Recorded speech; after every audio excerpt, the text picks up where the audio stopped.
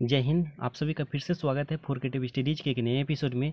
आज के इस एपिसोड में हम लोग देखने वाले हैं, जैसे कि एक सीरीज चल रही है डिस्टी आईएएस के द्वारा जो एनसीईआरटी की एमसीक्यू बेस्ड क्वेश्चन एनसीईआरटी के जो है एमसीक्यू बेस्ड क्वेश्चन को पब्लिश किया गया है, उसको हम लोग कवर कर रहे हैं, जो काफ़ी ज़्यादा इंपॉर्टेंट है। आज ये सेकेंड लेक्चर है। इससे पहले हम लोग एक लेक्चर देख चुके हैं। अभी हम लोग भारतीय इतिहास को देख रहे हैं। क्लास 6 से 12 तक की जो भी एनसीईआरटी बेस्ड क्वेश्चन बने हुए हैं DST के द्वारा, उसको हम लोग एक एक करके कवर कर रहे हैं चैप्टर वाइज। ठीक है, फर्स्ट लेक्चर में हम लोग क्लास 6 के चैप्टर नंबर फर्स्ट को देखे हैं। आज हम लोग क्लास 6 के चैप्टर नंबर सेकंड को देखेंगे। सेकंड चैप्टर में क्या क्या दिए गए हैं, कौन कौन से एमसीक्यू क्वेश्चन बने हुए हैं DST के द्वारा, उसको कवर करेंगे। इससे पहले हम लोग जो है ना डिटेल से संपूर्ण तरीके से पूरा चैप्टर वाइज एक्सप्लेनेशन जो है आपका पूरा डिटेल के साथ हम लोग एक्सप्लेन पहले ही कर चुके हैं, क्लास 6 का, 7 का, 8 का, तो आप वहां से भी कवर कर सकते हैं। आज हम लोग एमसीक्यू क्वेश्चन को हल करेंगे, जो आपके एग्जाम के लिए डायरेक्टली इंपॉर्टेंट होगा और खूबहू क्वेश्चन देखने को मिल सकता है, या तो आपको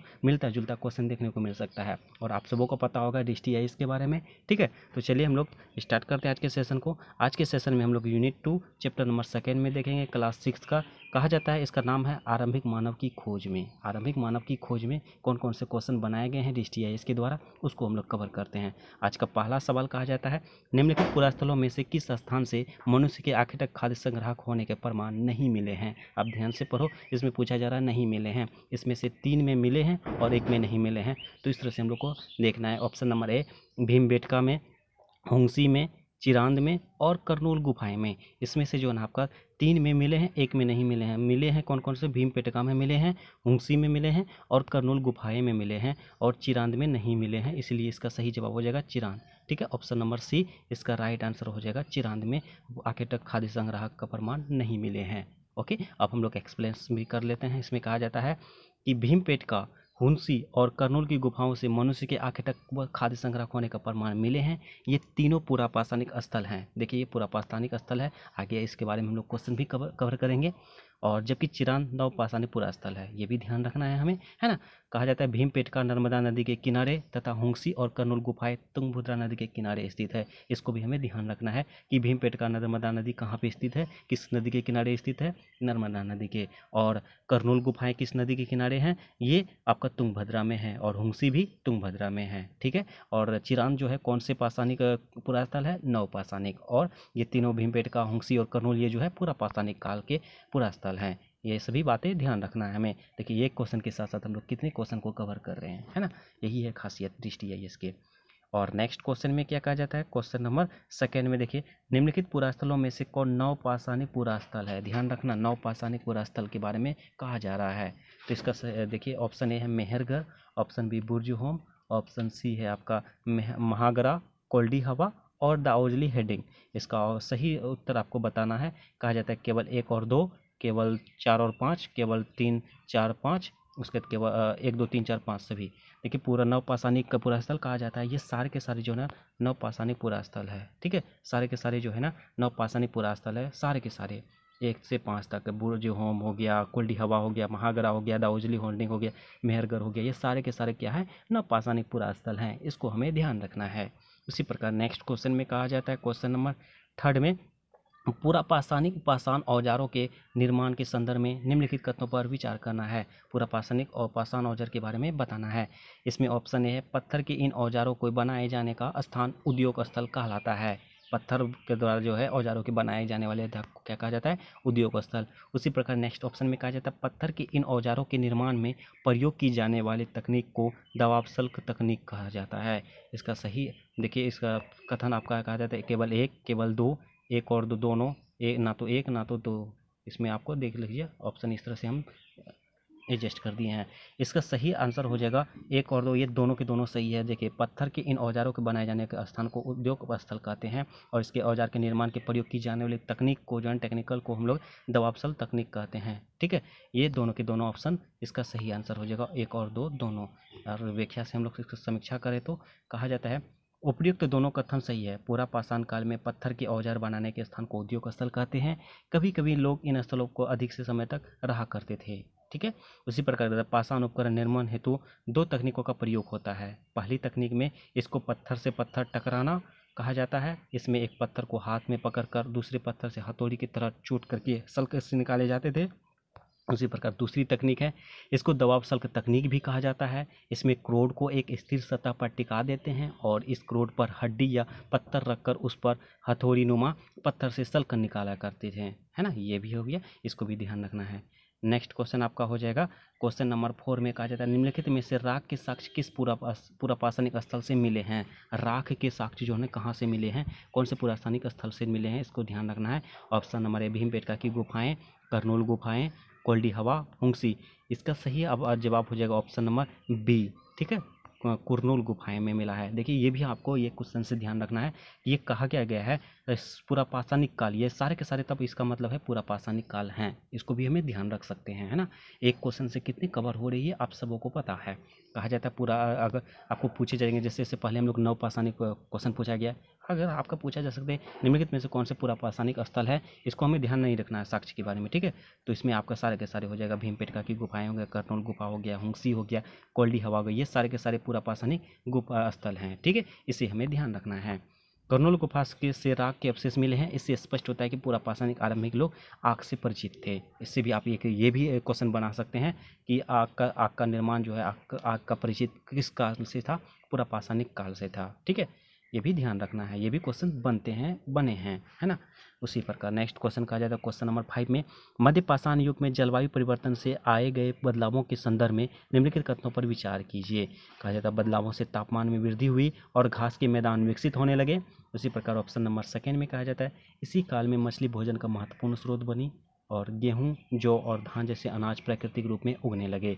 इसका सही जवाब हो जाएगा ऑप्शन केवल ए, केवल 2, ऑप्शन 2 3, 1 2 3 सभी सत्य आपको बताना है। तो इसका सही जवाब हो जाएगा ऑप्शन नंबर डी, सारे के सारे इसमें सही है। बदलावों से तापमान में वृद्धि हुई और घास के मैदान विकसित होने लगे और इसी काल में मछली भोजन का महत्वपूर्ण स्रोत बनी और गेहूं और जौ, धान जैसे अनाज प्राकृतिक रूप में लगने लगे थे, ठीक है। ये सारे के सारे ऑप्शन सही है। इसका हम लोग एक्सप्लेन कर लें तो कहा जाता है कि लगभग 12,000 वर्ष पूर्व आए पर्यावरण बदलाव के काल को मध्यपाषाण युग अथवा मेथोलिक कहते हैं। ये 12,000 वर्ष पूर्व आए पर्यावरण बदलाव के काल को मध्यपाषाण युग अथवा मेथोलिक कहते हैं। इसको हम लोग आगे भी एक क्वेश्चन दिए गए हैं, इसको भी ध्यान रखना है कि मध्यकाल का काल कितना है, 12,000 वर्ष पूर्व, ठीक है।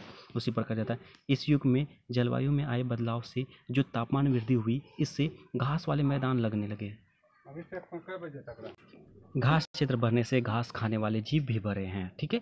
और मछली इस काल के भोजन में महत्वपूर्ण स्रोत बनी है और गेहूं, जौ व धान प्राकृतिक रूप से उगने वाले अतः लोगों ने उन्हें इकट्ठा किया, वो एक साथ समय खुद उपजाना सीख लिए। ये सभी के सभी किस समय हुआ, ये मध्यपाषाण काल में हुआ। आपको ये भी पूछे जा सकते हैं कि कृषि जो है किस काल में हुआ, तो ये मध्यपाषाण काल में हुआ। मछली का कब हुआ, मध्यपाषाण काल में हुआ, ठीक है। ये सभी हमें ध्यान रखना है। मध्यपाषाण काल का समय का काल कितना वर्ष माना जाता है, 12,000 वर्ष पूर्व माने जाते हैं। आगे हम लोग इसके बारे में भी चर्चा करेंगे।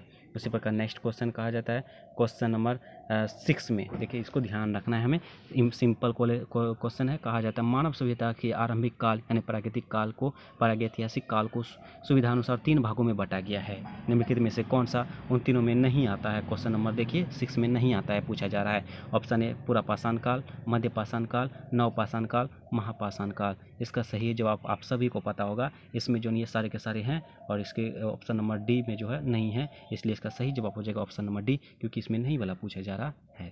तो अगला नेक्स्ट क्वेश्चन नंबर 7 को हम लोग देख लें। आप 7 में कहा जाता है कि निम्नलिखित में से कौन सा पूरा स्थल प्रागैतिहासिक शैल्य चित्रकला के लिए जाना जाता है। निम्नलिखित में से कौन सा पूरा स्थल प्रागैतिहासिक शैल्य चिकित्सा के लिए, चित्रकला के लिए जाना जाता है। अमरावती, भीमबेटका, बाघ की गुफाएं, अजंता। देखिए आप सभी अगर जानते हैं तो इसका सही जवाब उत्तर देते चलें। इसका सही जवाब हो जाएगा ऑप्शन नंबर बी, भीमबेटका। इसका एक्सप्रेशन देख लें। भीमबेटका वर्तमान मध्य प्रदेश के रायसेन जिले में स्थित है। यहाँ से प्रागैतिक शैल्य चित्रकला के कुछ सुंदर उदाहरण मिलते हैं। भीमबेटका को प्रागैतिहासिक चित्रकला से संबंधित किया जाता है, जबकि अजंता तथा बाघ की शैलकृत गुफाएं चित्रकला मौर्य काल के बाद की ऐतिहासिक कालीन है। अमरावती अपने स्तूपों के लिए प्रसिद्ध है, जिसे शुंगकालीन या सातवाहनी कालीन माना जाता है। और एक आप सभी से रिक्वेस्ट है, आप सभी देख सकते हो कितने इंपॉर्टेंट सेशन है। सो प्लीज़ आप में से सभी के सभी कम से कम एक ग्रुप में अगर शेयर करेंगे ना लिंक को, तो मेरी मेहनत कामयाब हो जाएगी। मुझे भी थोड़ी सी सपोर्ट की ज़रूरत है आप सबों का। यदि आप सभी सपोर्ट करेंगे तो हमें मोटिवेशन होगी और तमाम चीज़ें जो है बहुत ही जल्द आप सबों के लिए लाऊं और नए नए सब्जेक्ट को भी इस तरह से कवर करा पाऊँ। ठीक है, तो प्लीज़ आप सभी थोड़ी बहुत सपोर्ट हमें भी कीजिए, कम से कम एक ग्रुप में शेयर कीजिए और अपने दोस्तों को भी शेयर कीजिए, उसे लाइए, ज़बरदस्ती लाइए, जो भी हो आपको लाइए, उसको भी बेनिफिट्स मिलेगी। ठीक है, देखिए अब नेक्स्ट क्वेश्चन में क्या कहा जाता है, इसमें मिलान करने के लिए कहा जाता है। जैसे मैंने आपको पहले भी बताया था, इसका शासनकाल जो है, क्या शासनकाल बोलते, इसके काल जो है याद रखना है, ध्यान रखना है। कहा जाता है पूरा पाषाण काल, मध्य पाषाण काल, महापाषाण काल, उत्तर पाषाण काल। इसमें आपको मिलान करना है कौन से सही है। देखिए पूरा पाषाण काल जो है, ये पूरा पाषाण काल 20 लाख वर्ष पूर्व था, 20 लाख वर्ष पूर्व, 1 का 2 हो जाएगा। उसी प्रकार मध्य पाषाण काल जो हमें अभी जस्ट चर्चा किए थे हम लोग, 12,000 वर्ष पूर्व था, ये हो गया। उसके तो महापाषाण काल हो गया था, महापाषाण काल आपका हो जाएगा ये 2500 वर्ष पूर्व से 1900 वर्ष पूर्व। और उत्तर पाषाण काल हो गया आपका शुरुआत 10,000 वर्ष पूर्व। फिर से मैं कर दे रहा हूँ, दिखा दे रहा हूँ, समझा दे रहा हूँ।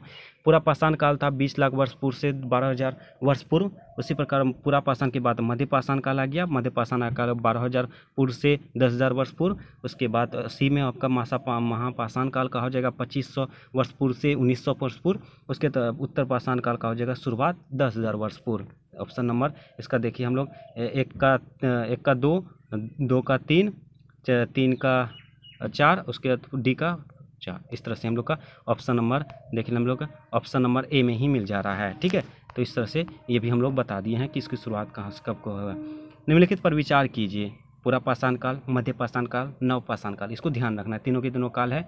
इसका आगे क्या है,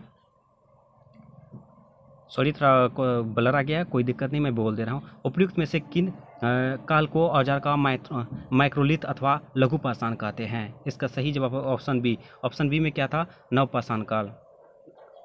ऑप्शन बी में क्या था, मध्य पाषाण काल था ना, हाँ मध्य पाषाण काल था, है ना। तो मध्य पाषाण काल इसका सही जवाब हो जाएगा। इसको देखिए, लगभग 12,000 वर्ष पूर्व से लेकर 10,000 वर्ष पूर्व तक के काल को मध्य पाषाण काल कहा जाता है। इस काल के पाषाण औजार आमतौर पर बहुत छोटे होते थे, इन्हें माइक्रोलिथ यानी कि लघु पाषाण कहा जाता है। अतः इन औजारों के हड्डियों या लकड़ियों के मुद्दे लगे हैंसिया और आरी और जैसे औजारों का उपयोग किया जाता है। फिर नेक्स्ट क्वेश्चन कहा जाता है, हुंगसी के संदर्भ में निम्नलिखित कथनों पर विचार कीजिए। हुंगसी के संदर्भ में निम्नलिखित कथनों पर विचार करने के लिए कहा जा रहा है। इसका ऑप्शन ये है केवल एक, मतलब कि देखिए हुंगसी से पूरा पाषाण युग के कई साक्ष्य प्राप्त हुए हैं। उसके बाद यहाँ से प्राप्त अधिकांश औजार बलुआ पत्थरों से बनाए जाते हैं। नहीं, ऑप्शन नंबर ए सही है सिर्फ। ठीक है, हुंगसी से पाषाण युग के कई साक्ष्य प्राप्त हुए हैं। ठीक है, हुंगसी से कई साक्ष्य प्राप्त हुए हैं। उसी प्रकार नेक्स्ट क्वेश्चन नंबर 11 में क्या कहा जाता है, देखिए 11 को पहले एडजस्ट कर दूँ। कहा जाता है भारत में शुतुरमुर्ग के साक्ष्यों के संदर्भ में निम्नलिखित कथनों पर विचार कीजिए। भारत में शुतुरमुर्ग होने के प्राचीनतम साक्ष्य नवपाषाण युग में प्राप्त हुए हैं। आंध्र प्रदेश के पटने नामक पुरास्थल से शुतुरमुर्ग के अंडों के अवशेष मिले हैं और प्रागैतिहासिक काल में शुतुरमुर्ग के अंडों के छिलकों पर चित्रांकन और उनमें से मनक का जाने का प्रमाण मिले हैं। और इसमें से आपका सही आंसर बताना है ऑप्शन नंबर केवल 1, केवल 1, 2, केवल 3, केवल 1, 2, 3, यानी कि तीनों के तीनों। इसमें सही आंसर हो जाएगा आपका ऑप्शन नंबर सी। ठीक है, केवल 3 सही है इसमें। ओके, इसको ध्यान रखना है हमें। तो इस तरह से हम लोग यूनिट 2 को देख चुके हैं। यूनिट 2 में टोटल 11 क्वेश्चन दिया गया है, तो हम लोग उसको समझ चुके हैं, जान चुके हैं, देख चुके हैं क्या क्या था क्वेश्चन। और सारे के सारे क्वेश्चन काफ़ी ज़्यादा इंपॉर्टेंट था। नाम का सिर्फ 11 क्वेश्चन था, लगभग हम लोग 30 से 35 क्वेश्चन को इस सेशन के माध्यम से कवर किए हैं। जो बेसिक से बेसिक था बातें थी, और यही बेसिक हम सबों में से बहुत कोई नहीं जानता है, तो हम लोग आज के सेशन में वो भी कवर कर चुके हैं। और उम्मीद करता हूँ ये सेशन आप सबों के लिए काफ़ी ज़्यादा सहायतापूर्ण और मददगार मिली होगी। और एक निवेदन है, जो भी चैनल में पहली बार आए हैं और चैनल को सब्सक्राइब नहीं किए हैं, तो प्लीज़ चैनल को सब्सक्राइब जरूर कर लीजिए और बेल आइकन को जरूर हिट कीजिए। सेशन अच्छा लगे तो लाइक जरूर कीजिए, कमेंट के माध्यम से जो भी डाउट हो डाउट पूछिए और अपने दोस्तों को भी ज़्यादा से ज़्यादा शेयर कीजिए। चलिए मिलते हैं नेक्स्ट सेशन में, तब तक के लिए थैंक यू, जय हिंद।